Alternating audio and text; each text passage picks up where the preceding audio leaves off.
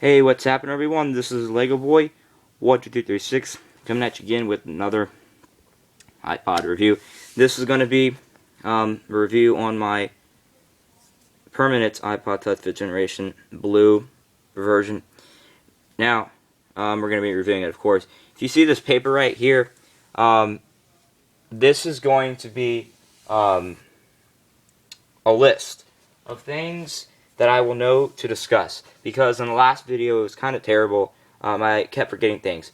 Now, some of that I got, but there's a video, a guy who does a review, like they're in an audience or whatever, I think at a theater or something, and he reviews the iPod Touch 5th generation. And he goes through and talks about a lot of these things, and as I was watching the video, I go through and listen and write them down so I know what to discuss. And again, we are going to do the better review, and we're going to compare the iPod Touch, and the majority of these things the iPod Touch 4th generation does not have. Most of it you should expect is improved or better, or added on that didn't have before.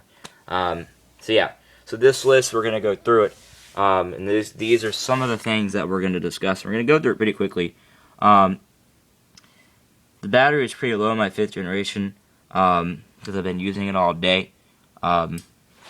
So I will discuss it. I will show you if necessary, but the majority I will talk, okay, and just tell you. So first things first. We'll get started. First, we're gonna look at the design. Of course, it's a longer screen than the 4th generation. It's a newer model. It's got colors, of course.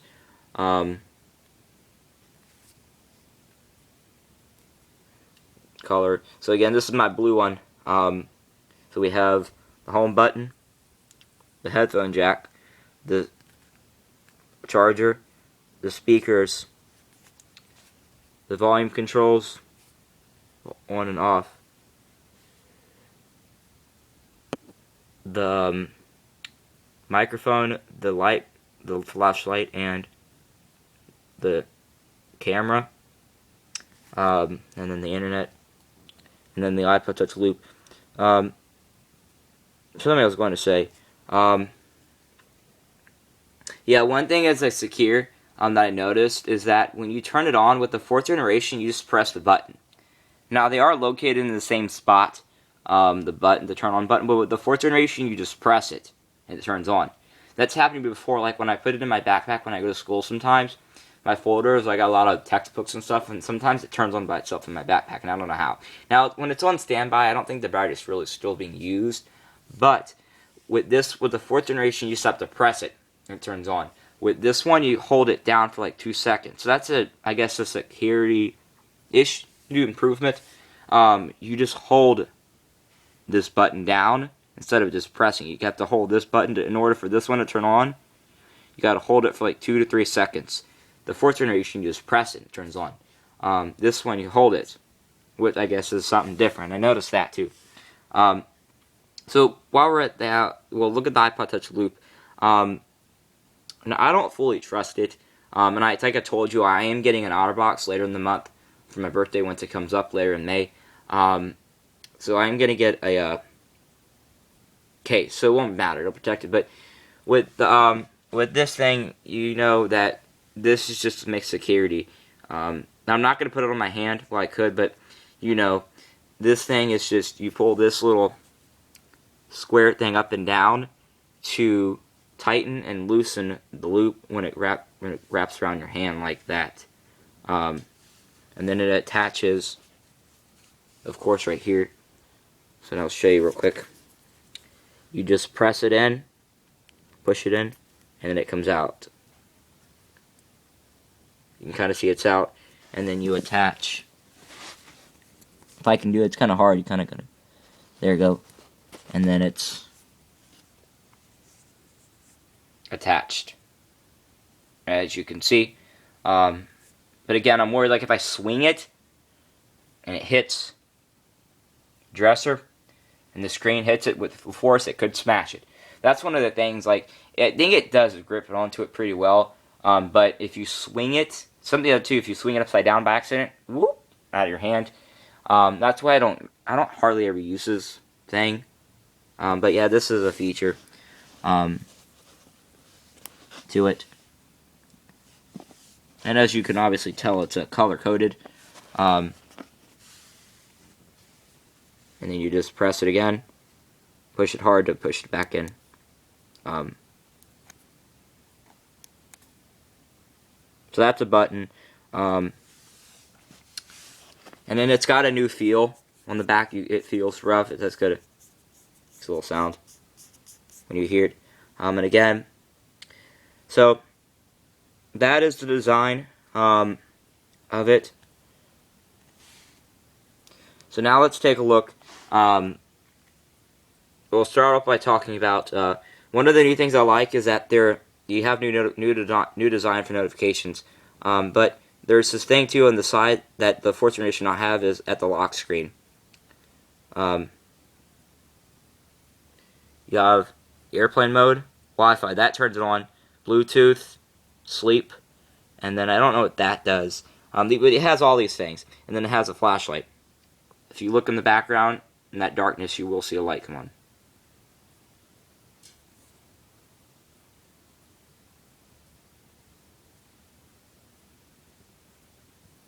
So that is the flashlight.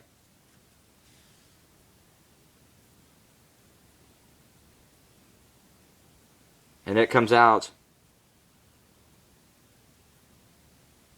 from there. That's the flashlight right there. So the fourth generation did not have this thing in the home screen. You got clock, or timer, calculator, and camera. I actually don't fully understand the thing with AirDrop. So now let's now the thing I'm not gonna, because again the battery is pretty low. I don't think I showed you. It's about to die. So I want to mostly discuss. I guess while we're at the design portion, I will show you my charger. Again, this is a new adapter, the smaller port, and it plugs in right there. So again, we have the design there. It plugs in right there. And then we have the speakers, headphones, on and off button. So yeah, this is the design. But again, the design was so thin. This iPod is so light. It's so thin that both the screen comes out. Well, the fourth generation did the same thing where the screen floats above, but also the camera comes out a little bit. You just kind of see that coming out. You kind of see the reflection along the light, but it comes out from, because it's so thin that they couldn't fit it all. So now let's talk about, again, I'm not going to show you Siri because I showed you Siri in the last video. Not everything I'm going to show you because there's a lot of stuff here, as you can obviously tell. So Siri, I'm not going to show you because I showed you before. Siri, you know what Siri is. Siri was in the iPhone 4S and the iPhone and so on. But I will show you flyover maps real quick.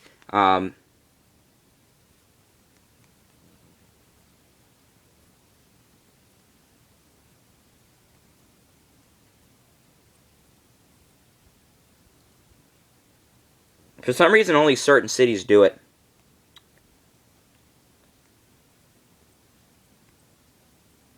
If I search Boston, Boston's really,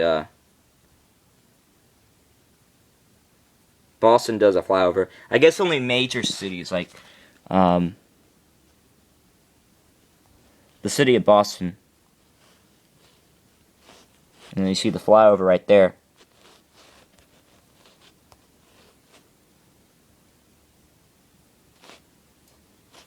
Come on. There you go. And you can see how things are like 3D. You see that? There's a building right there. You can see how it stands up because it's supposed to be like 3D, but only certain cities do it. I don't know why. So that's one feature that the iPod touch fourth generation did not have. The iPhone 4S does have it too. Then the panorama. The panorama. I'm not going to show you that because I only want to show you certain things that I actually really should. This camera I can just describe to you. The panorama just takes a full 360 look at a room. There are pictures on the Apple website, but it just takes a full 60 of a room. The fourth generation did not have that. Now I've used it and I suck at doing that. What you have to do is you have to have good balance. There's a thing, I guess I'll show you, just very quickly. Like I said, I want to avoid showing you too much stuff because my iPod's about to die, and I want to last this video.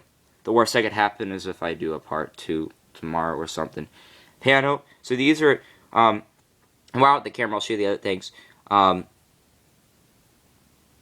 we have a basic photo, video, a square.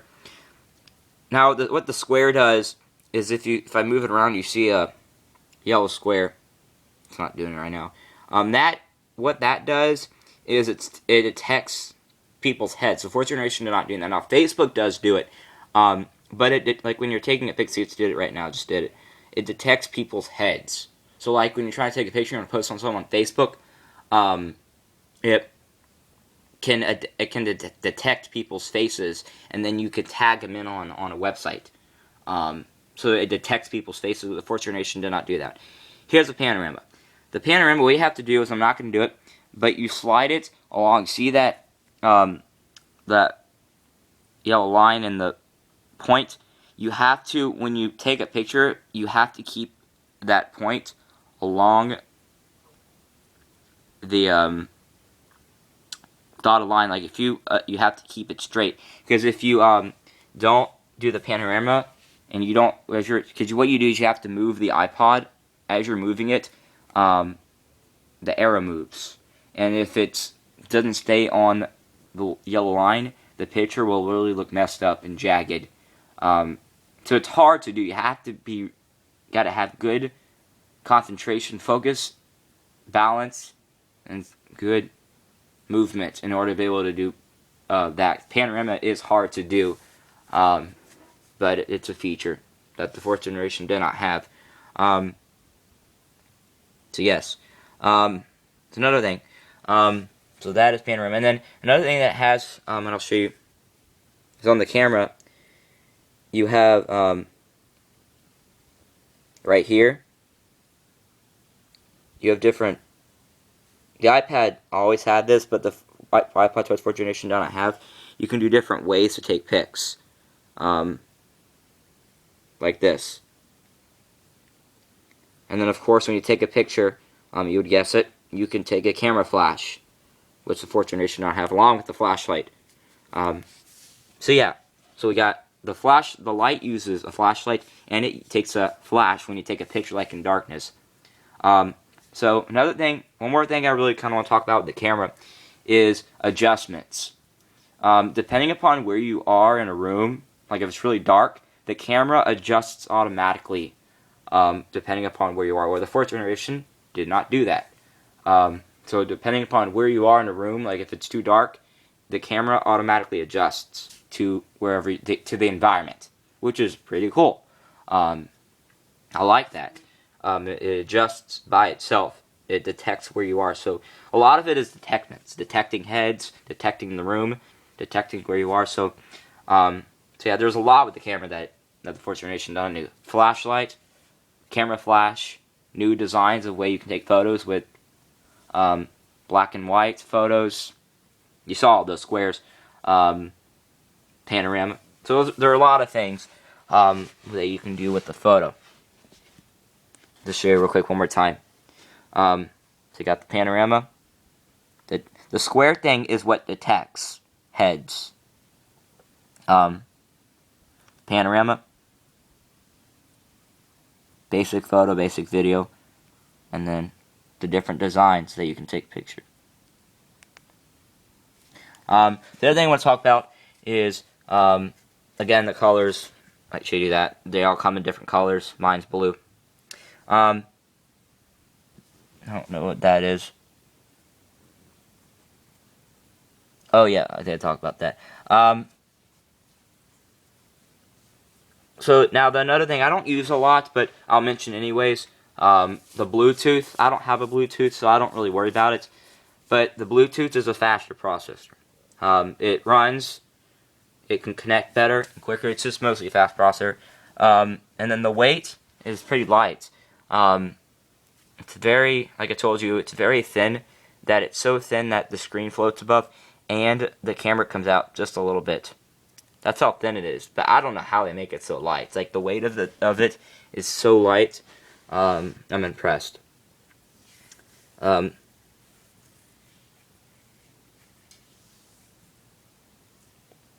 again, my favorite thing about it is the camera. With all the new designs and the feature of the camera, face detection, camera flash, different ways to take photos, panorama. I love that. And I do have a Facebook account, and when I do take photos and stuff, I really love when it detects a face, because that's cool. The two things I really love is detecting face and adjustments, automatic adjustments. I love it when it adjusts. Because the 4th generation, I still have to use this one. I'm using my 4th generation one, you'd figure. I am using my 4th generation to record this video. And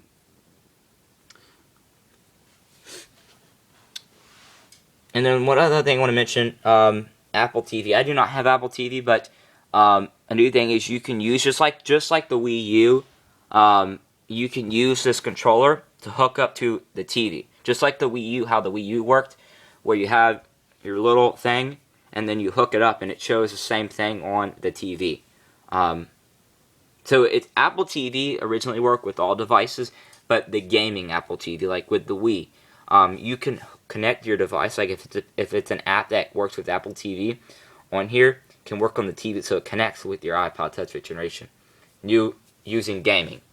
You basically, it's like a controller. You can use it as a controller to do. Let's see what else. So again, gaming experience is really faster. A lot of it's faster. So that is it for my video. That was all of it. So most of it was just discussion. I will show you real quick my background. If you know my background, I know the camera on this one sucks, so you can barely tell. But nope, I did not mean to do that. You can see that it's Lego. So that is pretty much it. Again, the thing with iOS, you move, the apps move. I'm trying to see what else did I miss.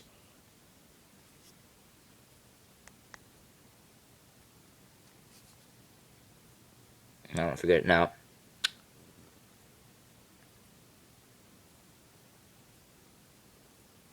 One other thing that you can do, now the iPad did do this originally. The iPad did do this originally, but now this is a new feature added onto the iPod Touch. When you turn it this way, this is in music by the way, turn it this way, you have a list of all of them, you just touch the album immediately. The iPad originally did do this, but the 4th generation did not do this. So when you turn it, it shows all of the apps, all of them. And then the new feature added on to music is the iTunes radio. You do have to have an account to do this, but this is added on to music as well. Just kind of doing some last minute discussions. So yeah, that's pretty much it. If I really do, this is actually a pretty long video. If I do anything else, but again, that's my official review on the iPod Touch 5th generation, and I will come back to other things. Thank you guys for watching. This is Lego Boy 12326 signing off. Bye.